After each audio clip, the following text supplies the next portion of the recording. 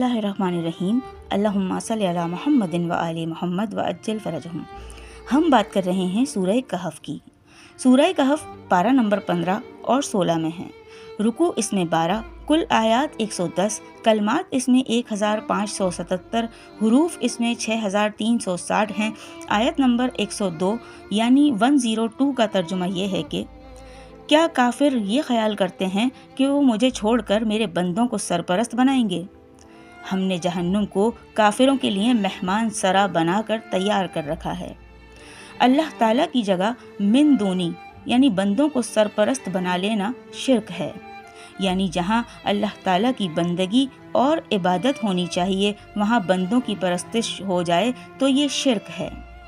عبادی میرے بندوں سے مراد فرشتے، جن اور نیک انسان ہو سکتے ہیں جن کی یہ مشرکین پوجا کرتے ہیں۔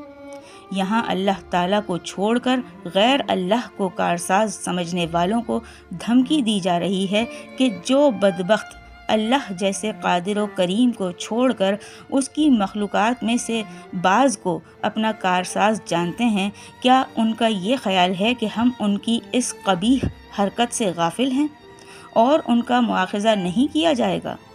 ہم نے جو دوزخ تیار کر رکھی ہے وہ کس کے لیے ہے؟ کافروں کے لیے ہی تو ہے۔ جی سامعین گرامی، یہ تھا سورہ کہف کی آیت نمبر 102 یعنی 102 کا ترجمہ۔ ویڈیو آپ کو پسند آئے تو اس کو لائک کیجیے گا، شیئر کیجیے گا، کمنٹ کر کے اپنی رائے سے آگاہ ضرور کیجیے گا اور چینل کو سبسکرائب لازمی کیجیے گا۔ بہت جلد آپ سے پھر ملاقات ہوگی انشاءاللہ سورہ کہف کی مزید دوسری آیات کے ترجمے کے ساتھ۔ جب تک کے لیے اللہ نگہبان۔